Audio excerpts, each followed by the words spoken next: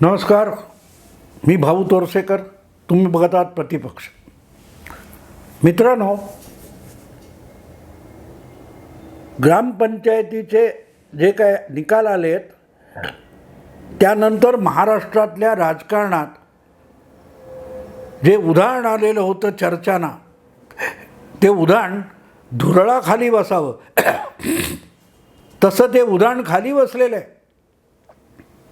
आणि काल परवापर्यंत किंवा गेल्या 2 महिन्यापासून मराठा आरक्षणाचं राजकीय भांडवल करून जे लोक उड्या मारत होते त्यांचे पाय जमिनीला लागले म्हणायचे की ते आपणच खोदलेल्या खड्ड्यात जाऊन पडले म्हणायचे, असा प्रश्न आहे. आणि मजा ही असते, मी वारंवार एक गोष्ट सांगतो की नेता त्याला म्हणतात जो कितीही प्रतिकूल परिस्थितीमध्ये आपल्या भूमिकेशी चिकटून राहतो, ज्याचा स्वतःवर विश्वास असतो, तेव्हाच लोक त्याच्यावर विश्वास ठेवतात. हे मी वारंवार माझ्या विश्लेषणातून सांगत असतो. आणि त्याचीच प्रचिती या निमित्ताने परत एकदा आलेली आहे. जरांगे पाटील यांचं दुसरं उपोषण जे होतं ते त्यांनी इतकं शिगेला पोहोचवलं होतं.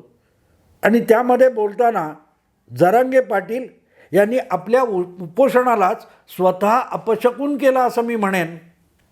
याचं कारण आता जे ग्रामपंचायत निकाल आलेत त्यानंतर जरांगे पाटील यांचेही पाय थोडे जमिनीला लागलेले दिसतात. कारण कालच त्यांचं एक वक्तव्य मला ऐकायला मिळालं की मराठा समाजाचं नुकसान मराठा नेत्यांनीच केलं.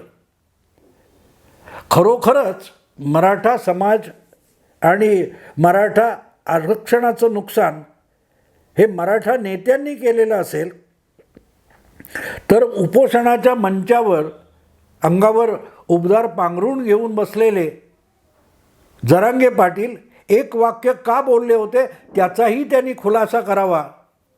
की एक मुख्यमंत्री आहे त्याला काड्या करण्याची सवय आहे. आता एकमेव उपमुख्यमंत्री असा होता की जो मराठा होता आणि तो आजारी म्हणून बारामतीत राहिलेला होता. आणि दुसरा उपमुख्यमंत्री मराठा नव्हता, ब्राह्मण होता. तर मग हे एक उपमुख्यमंत्र्याला काड्या करण्याची सवय आहे असलं वक्तव्य जरांगे पाटलांनी का केलं होतं? कोणासाठी केलं होतं? अजितदादांसाठी तर केलेलं नव्हतं. कारण एक मराठा उपमुख्यमंत्री किंवा एक मराठा मुख्यमंत्री असं तर बिलकुल बोलले नव्हते जरांगे पाटील. आता इथे एक गोष्ट लक्षात घेतली पाहिजे, खुद्द शरद पवार आणि उद्धव ठाकरेसुद्धा जरांगे पाटलांना भेटायला गेले, पण देवेंद्र फडणवीस गेले नव्हते. आणि दुसरं उपोषण आणि त्यानंतर जे वातावरण तयार करण्याचा प्रयत्न केला त्याचा हेतू लपून राहिला नाही. त्या बामणाला नाक रगडत इथपर्यंत आणला हे जे दाखवायचं होतं तो त्या दुसऱ्या उपोषणाचा हेतू होता.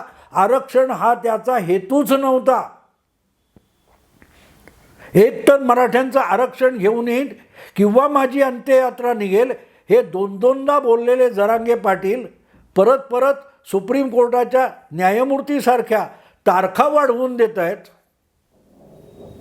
त्यात त्यांनी आपल्याला मिळालेल्या लोकप्रियतेलाच जरांगे पाटलांनी चूड लावलेली आहे. कारण ते एवढी लोकप्रियता मिळाल्यानंतर राजकारण्यांच्या आहारी गेले. राजकारण्यांनी आपल्या खेळातलं एक प्यादं किंवा मोहरं म्हणून जरांगे पाटलांना वापरलं. आणि एका बाजूला मराठा मूक मोर्चा, मराठा ठोक मोर्चा वगैरे ज्यांनी गेल्या काही वर्षामध्ये मराठा समाजामध्ये एक नवं नेतृत्व उभं केलं होतं, अशा सगळ्या मोर्चांच्या नेत्यांना गुंडाळून जरांगे पाटील यांना पद्धतशीररित्या पुढे आणलं गेलं होतं. आणि ज्या पद्धतीत देवेंद्र फडणवीसांना कोंडीत पकडण्याचा त्यातून प्रयत्न झालेला होता तो बघितला तर भाजपकडून असे प्रयत्न झाले असं म्हणताच येणार नाही. आणि मग कोणी केले असतील हे तुम्ही ठरवू शकता. पण आता ग्रामपंचायतीचे निकाल आलेत ते बघितल्यानंतर जरांगे पाटलांचं मराठा आरक्षणाचं एवढं हिंसक आंदोलन होऊनसुद्धा भाजप पहिल्या नंबरवर आला आणि त्याचा निर्विवाद नेता देवेंद्र फडणवीस आहेत, ही बाब जर तुम्ही लक्षात घेतलीत मित्रांनो, तर एक गोष्ट अतिशय स्पष्ट होते की ते आंदोलन फडणवीसांना नाक रगडून अंतरवल्लीला नेण्याचं होतं. पण ते अपयशी झालं. पण नुसतं अपयशी झालं नाही, तर अशी आंदोलनं आणि असा ब्राह्मण विरोधी राजकारणाचा डाव पूर्णपणे उद्ध्वस्त करून देवेंद्र फडणवीसांनी महाराष्ट्रातलं आपलं स्थान अधिक भक्कम केलं. आणि ते अधिक भक्कम करताना या सगळ्या आरक्षणाच्या पेटलेल्या आगीत तेल ओतणारे उभाठा सेना आणि सुळे पवारांची NCP राष्ट्रवादी या दोघांनाही देवेंद्र फडणवीसांनी यशस्वीरित्या पाणी पाजलेलं आहे.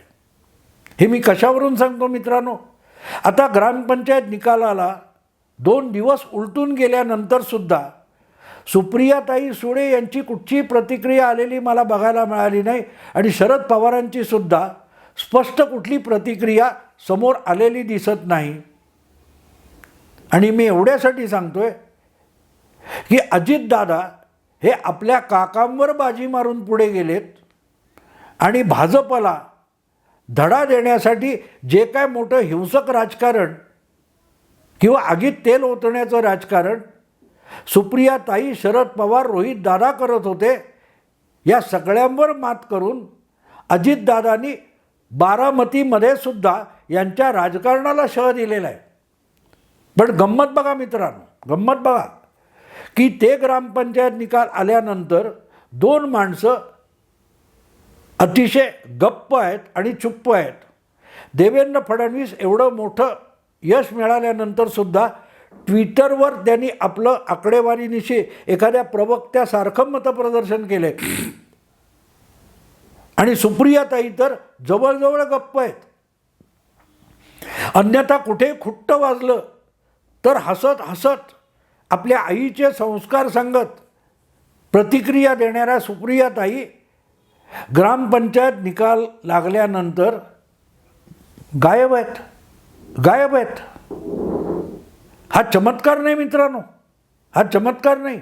मराठा आरक्षणाच्या आंदोलनापासून स्वतःला कटाक्षाने बाजूला ठेवणारी पिता पुत्री ग्रामपंचायत निकालानंतर साधी प्रतिक्रिया देत नाही आहेत. राजकीय वारं बदलते असं देशाच्या आणि जागतिक राजकीय वारे यावर हवामान शास्त्रज्ञ होऊन बोलणारे शरद पवार कुठल्या कुठे गप्प आहेत. आणि पित्याची लाडकी कन्यासुद्धा ग्रामपंचायत निकालानंतर गप्प आहे, चुप्प आहे. इथे कळतं की खरा राजकारणी असतो तो आपले डाव खेळतो, पण त्याबद्दल फारसं बोलत नाही. देवेंद्र फडणवीसांनी या निमित्ताने नुसता 1 नंबरला पक्ष परत आणून दाखवलेला नाही, तर राज्यव्यापी पातळीवर डावपेच खेळण्यात आपण शिरजोर आहोत. आपण अगदी उद्धव ठाकरे आणि शरद पवारांचे पक्ष फोडतो आणि तरीही राज्यातला 1 नंबरचा पक्ष होण्याइतपत आपलं नेतृत्व समर्थ आहे हे पण देवेंद्र फडणवीस दाखवून देतात. ही बाब काळजीपूर्वक समजून घेतली पाहिजे. आणि आपण यश मिळवलं तर लगेच बघा कसे सगळे संपले अशी शेखीसुद्धा फडणवीसांनी मिरवलेली नाही. हां, पक्षाच्या प्रवक्त्याने आकडेवारी सकट प्रतिक्रिया द्यावी, तशी देवेंद्र फडणवीसांची प्रतिक्रिया ही ट्विटरवर आली आहे. ती प्रवक्त्यासारखी आहे, राज्याच्या प्रमुख नेत्यासारखी नाही, तशीच विजयी नेत्यासारखी नाही आहे. विजयामुळे किंवा यशामुळे नशा चढल्यासारखं बोलू नये, हा सुद्धा संयम देवेंद्र फडणवीसांनी दाखवलेला आहे. आणि दुसरीकडे पराभवातही आपणच कसे जिंकलोय असं सांगणारे संजय राऊत असतात. त्या पद्धतीने चालणाऱ्या सुप्रियाताई यांची देखील बोलती बंद झालेली आहे ग्रामपंचायत निकालानंतर. आणि ही गोष्ट मी इथले नाही बोलत आहे मित्रांनो, मी व्हिडिओसाठी बोलतो आहे असं नाही. गेल्या शनिवार रविवारी जयपूरला संजय दीक्षित यांनी आयोजित केलेल्या जयपूर डायलॉग्स या वार्षिक समारंभाला मी गेलो होतो. देशाच्या कानाकोपऱ्यातून लोक आलेले होते आणि जवळजवळ 50-60 आपापल्या विषयातले जाणकार तिथे आले होते. आणि तिथे अनेक लोकांनी मला मराठा आरक्षण, त्याचा महाराष्ट्राच्या राजकारणावर होणारा परिणाम याबद्दल बारीक बारीक बाजूंनी प्रश्न विचारले होते. त्या सगळ्यांना मी जे ठामपणे बोललो होतो त्याची प्रचिती ह्या ग्रामपंचायत निकालामध्ये आली, हे लक्षात घ्या मित्रांनो, हे लक्षात घ्या. आणि म्हणून मला असं वाटतं की या सगळ्या ग्रामपंचायत निकालांनी महाराष्ट्राच्या राजकारणात कुठले वारे वाहत आहेत याची साक्ष दिलेली आहे, पुरावा दिलेला आहे की अजितदादांनी आपण खरा राष्ट्रवादी पक्ष आहोत हे मतदानातून सिद्ध करून दाखवलं आहे. पण त्याचबरोबर शरद पवार म्हणजे आपले काका यांचा राजकीय करिश्मा संपला आहे हे सुद्धा अजितदादांनी प्रत्यक्ष मतदानाच्या आकड्यातून सिद्ध केलेलं आहे.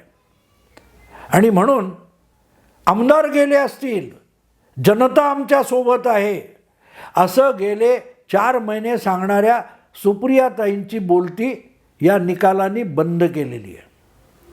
म्हणून ग्रामपंचायत निकाल लागल्यानंतर सुप्रियाताई फारसं बोलू शकलेल्या नाहीत, कारण बोलायला आहे काय. खुद्द बारामतीमध्ये 32 ग्रामपंचायतीचे निकाल लागले, त्यामध्ये 75% 24 ग्रामपंचायती ह्या अजितदादा गटाने जिंकलेत. आणि लक्षात घ्या मित्रांनो, भाजप, एकनाथ शिंदे यांची शिवसेना आणि अजितदादा यांनी एकत्र येऊन या निवडणुका लढवलेल्या नव्हत्या. मैदानात उतरलेले काँग्रेस आणि भाजप वगळता फुटलेल्या पक्षांचे 2-2 गट असे 6 पक्ष किंवा 6 गट या ग्रामपंचायत निवडणुकीच्या शर्यतीत होते. आणि त्यामुळेच बारामतीमध्ये जो प्रभाव अजितदादांनी दाखवला आहे तो फार महत्त्वाचा आहे. आणि त्यामुळे सुप्रियाताईंची बोलती बंद झाली असं मी अजिबात म्हणत नाही, त्यांची बोबडी वळलेली आहे. कारण हा विषय ग्रामपंचायत आणि बारामतीपुरता असला तरी आणखी 6 महिन्यामध्ये लोकसभेची निवडणूक होणार आहेत. आणि ती लोकसभेची निवडणूक त्यासाठीचं मतदान करताना आपण कोणाच्या पाठीशी उभं राहणार आहोत हे बारामती तालुक्यातल्या मतदाराने, बारामती विधानसभा मतदार क्षेत्रातल्या मतदाराने स्पष्टपणे दाखवून दिले. आणि लक्षात ठेवा, अजितदादांच्या या ग्रामपंचायत विजयामध्ये भाजप आणि एकनाथ शिंदेंची शिवसेना यांचा बिलकुल सहभाग नाही आहे, बिलकुल सहभाग नाही आहे. आता विधानसभा किंवा लोकसभेला ते दोनही गट या लोकसभा विधानसभा मतदारसंघामध्ये ठामपणे अजितदादांच्या बरोबर उभे राहणार आहेत किंवा महायुतीच्या लोकसभा विधानसभा उमेदवाराच्या पाठीशी ठामपणे उभे राहणार आहेत. अर्थात अजितदादांना बारामतीतून विधानसभा जिंकणं अजिबात अवघड नाही आहे, पण विषय लोकसभा मतदारसंघाचा आहे. आणि त्या लोकसभा मतदारसंघात सुप्रियाताईंचा दबदबा नाही, शरद पवारांचा दबदबा उरलेला नाही, हे खेड्यापाड्यातल्या मतदाराने दाखवून दिलेलं आहे. वर्षानुवर्ष बारामती म्हणजे शरद पवार हे जे गणित होतं ते या ग्रामपंचायत निवडणुकीत खेड्यातल्या मतदाराने पुसून दाखवलेलं आहे. बारामती म्हणजे अजितदादा हे दाखवून दिलेलं आहे.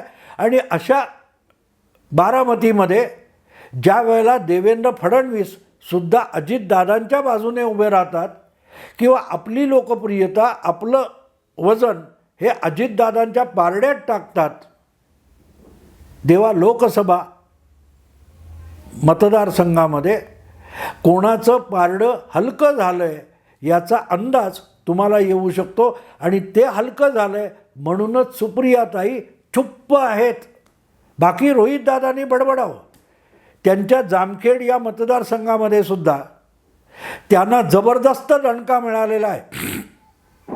आजोबाच्या मेहरबानीने आणि कृपेने नगर जिल्ह्यातून निवडून आलेले हे शरद पवारांचे नातू दिवाळी त्यांनी साजरी करावी हे संजय राऊतांच्या भाषेत बोललेले आहेत, हरकत नाही. कारण ते म्हणतात ना, हातच्या काकणाला आरसा कशाला. तेव्हा बारामतीमध्ये काय होणार आहे हे कुठच्या विश्लेषकाने सांगायची गरज नाही. स्वतः रुग्णशय्येवर आजारी असलेल्या अजितदादांनी प्रत्यक्ष ग्रामपंचायत निवडणूक काळामध्ये रुग्णशय्येवर पडले असतानाही जर 75% ग्रामपंचायती त्या तालुक्यामध्ये जिंकून दाखवल्या असतील तर सुप्रियाताई सावधान व्हा. आत्ता गप्प बसलाय तसंच लोकसभेचं मतदान होईपर्यंत गप्प बसा आणि सगळे प्रयत्न आणि सगळी ताकद हे बोलण्यात वाया घालवण्यापेक्षा हा गेलेला किंवा हातातून सुटलेला निसटलेला बारामतीतला मतदार आहे तो पुन्हा तुमच्या बाजूने कसा उभा राहील यासाठी प्रयत्न करा. कॅमेरा समोर आला की हसत हसत खोटं ओशाळवाणं हसत बोलणं विसरून जा. सुप्रियाताई, तुम्ही बोलला नाहीत कॅमेऱ्याशी तरीही चालेल, पण मतदारांशी बोला. जिथून तुम्ही लागोपाठ 2दा 3दा लोकसभेची निवडणूक जिंकलेली आहे त्या मतदारसंघातलं आपलं स्थान पुढल्या 8 महिन्यात 4 महिन्यात किती आणि कसं बळकट करता येईल त्याकडे लक्ष द्या. कारण तुम्ही 2 दिवसासाठी चुप्प बसलेले आहात, मौन धारण केलेलं आहे. पण एक गोष्ट महाराष्ट्राच्या राजकारणात सुप्रियाताई समजून घ्या, अकेला देवेंद्र म्हणजे काय हे गेल्या 1.5-2 वर्षात समोर आलेलं आहे. आणि तो देवेंद्रसुद्धा या ग्रामपंचायत निकालानंतर गप्प आहे. आणि बोलणारा देवेंद्र जितका राजकारणी असतो त्यापेक्षा मौन धारण करणारा गप्प बसणारा देवेंद्र अधिक घातक ठरतो. हा गेल्या 1.5 वर्षातला अनुभव आहे.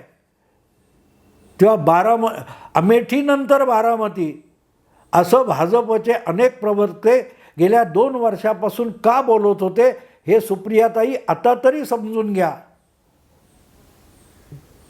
मग गप्प देवेंद्र म्हणजे काय हे लक्षात येईल. आणि चुप्प बसायची पाळी एवढे बारामतीतले निकाल लागून सुद्धा आपल्यावर का आली आहे याचा शोध सुप्रियाताईंना लागू शकेल. मला वाटतं ते त्यांनी करावं, कारण त्यांचं वय अजून 60च्या आसपास आहे. अजून कमीत कमी 15 वर्ष 20 वर्ष सुप्रियाताई राजकारणात ॲक्टिव्ह राहू शकतात. तर ते आपलं अस्तित्व टिकवून राजकारण कसं यशस्वी करायचं आणि पिताश्रींच्या कडेवर उतरून आपल्या पायावर उभं राहून राजकारण कसं करायचं याकडे सुप्रियाताईंनी लक्ष द्यावा. थकलेल्या पितासाठी लेक नारळाचं पाणी वगैरे असल्या कविता विसराव्यात आणि आपला दादा किंवा चुलत भाऊ हा काकांच्या कडेवरून उतरला आणि स्वयंभूरित्या उभं राहतोय तसं आपल्या पायावर उभं राहायला सुप्रियाताईंनी सुरुवात करावी. जितक्या लवकर त्या आपल्या पायावर उभ्या राहतील तेवढ्या आपल्या पायाने चालायला लागतील आणि चालणं शक्य झालं तर दौडणं शक्य होईल. चुप्प राहण्याची गरज उरणार नाही. मित्रांनो, आता इथेच थांबतो. आवडलं लाईक करा, शेअर करा, सबस्क्राईब करा. नमस्कार.